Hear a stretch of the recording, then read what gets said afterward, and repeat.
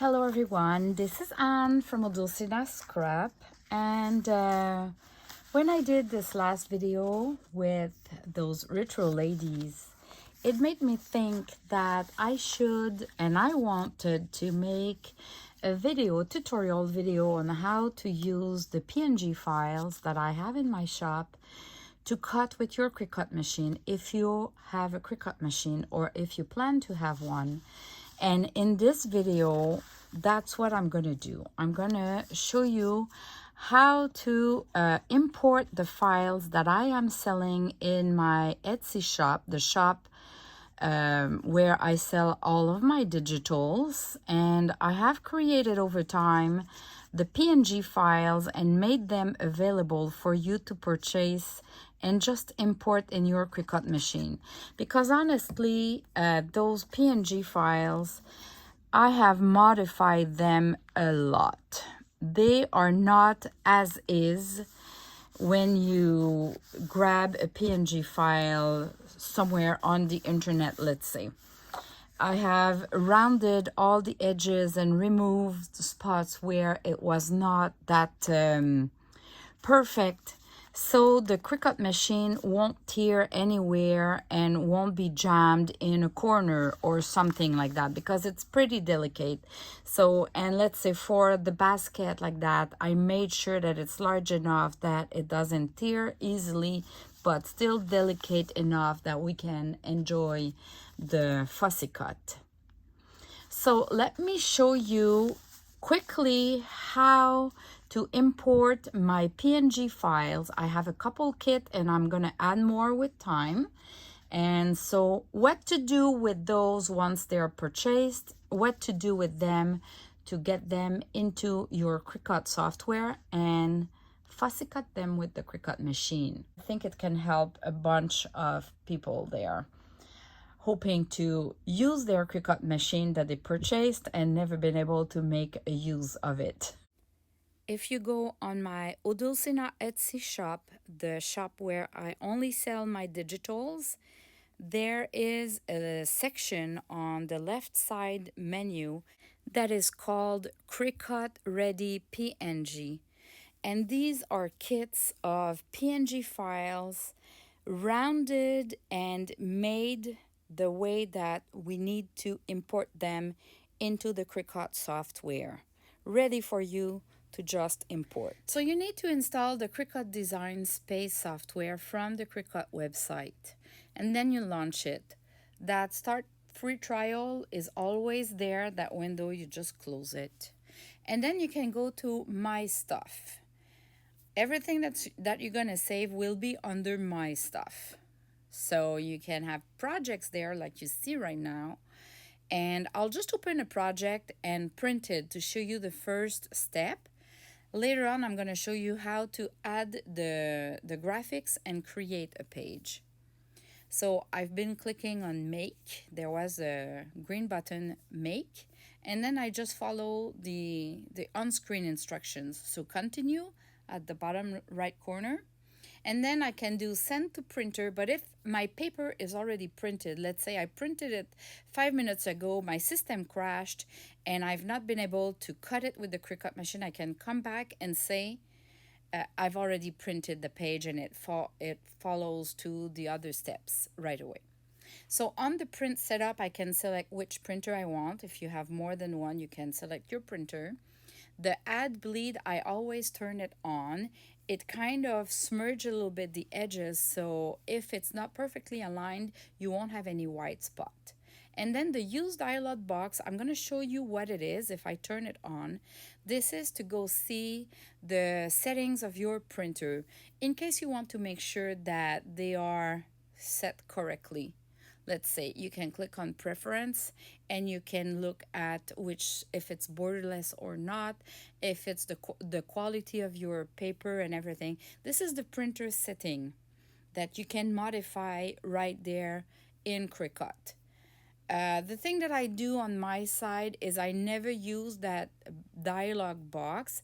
I made sure that my default printer is set to the one that I want and that the default settings are the ones that I want for the printing.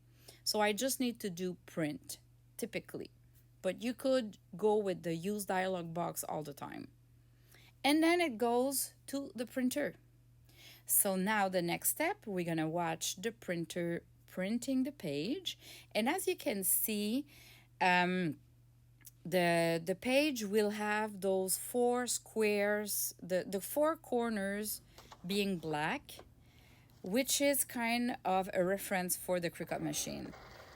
So you put the mat and you press on the button to load it, and then when the big C for Cricut is blinking, you press on the blinking C to start cutting. And that's pretty much it. So you let go the machine. So right now what's happening is that the machine is kind of scanning the whole paper, looking for those four corners, those black lines in the corners, to make sure it's going to be aligned perfectly. So if you stick the paper a little bit not aligned, it doesn't really matter. Even if I always try my best to glue the paper perfectly, it doesn't really matter that much, because the machine will go get those four corners to align itself with the corners. And then it can start the process to cut. So really, that machine is a saver for me, because wow, it does a good job. And those teddy bears do not really have holes inside, but when you print ladies and little girls and I don't know, flowers sometimes, and you have some holes between the arm and the body of the lady, or between the flowers and the basket of the flowers, and it will go cut perfectly inside, which would be really difficult with scissors. So when it's done, as you can see, I've released the button, and it released the paper, and I just need to remove the contour. You made sure you don't tear any of the paper if it's stuck there, and then you get your fussy cut, and you can click on done. When you click on done too, it can release the pad, the mat, from the Cricut machine instead of doing it from the machine directly like I did. So you can go back to my stuff, and I'm going to create a new project now. So I've clicked on new project, and I'm going to create my page by going to the forms and selected a square, which I'm going to make to a specific dimension. So I'm going to unlock it to change the dimensions to 6 by 75 inches to 9.25 inches. I press enter, and you see I have that square, and then I lock it so it doesn't change again the dimension. So this is a typical page, and it's the maximum size of a page that you can use for a letter size paper. The A4 paper, I'm not sure what it would be, but internet could tell you the maximum size of a Cricut page for an A4 paper. And then you can go and upload designs by going on your computer and grabbing one of my PNG files, or any PNG file that is well done for a Cricut machine. And then you do continue to import the image, and you can see everything around the teddy bear is that grid, which means that it's transparent. And in that menu, you're going to select the flat graphic, which is the one at the right. This is the one you need to have to print full color with a printer and cut the project at the end. So every design you need to import it by selecting that option. So the design tool, the application, knows that you're going to print and then cut it. So it's too big right now. I'm going to keep the lock there because I want the proportion to stay the same. And I'm going to move the eye to 3 inches. So typically my teddy bears are 2.5 to 3 inches. My ladies are 4.5 to 5 inches tall. You know, you're gonna get some idea at some point which height you want to get. The little girls are typically 4 inches tall. You know, it's just my personal taste, but you can do whatever you want. So now I'm gonna add more graphics. These one were recently uploaded, so they're already there. I can grab a few and they're gonna all come in together at the same time if you already have those graphics imported. And then you can grab them one by one and resize them. Let's say I'm gonna put them to 3 inches and I'm gonna move them temporarily over that page and do the same for all of them. So with that software, you look at the menu and you're gonna see that you can resize, flip, reverse the pictures, you can rotate the pictures, you can duplicate the pictures, you can do all kind of sorts of things there. And as long as you imported the graphics before. So right now, let's say I have all of those graphics and I still have some empty spots. So I can either go back to upload and grab more graphics, or I can right click on one, select duplicate, and it duplicates it. Now this is too big to fit in any of those places, so I can reduce it by selecting a corner and shrinking it a little bit. I can place it. You just make sure that they don't overlap because the Cricut machine will have a hard time to cut. You're gonna scrap one. So you need to leave a little space of a couple of millimeters between your graphics so you can resize, you can turn it, you see, I can do whatever I want, and it always gives you the dimension of the width and the height. So now I'm gonna import an old picture that I already have uploaded in the past, but it's not showing in those recent uploads. Look where the view all option is, and then you have the whole history of the pictures you imported with time. So I'm gonna scroll down and go get a little flower that I love, and I'll just import one of those pictures there. So let's say I want this flower. I click on add to canvas, and then it kind of do nothing if you don't wait for the prompt, this prompt, and say view. When you do view, it brings it to your project. So I can resize it and place it in that empty area.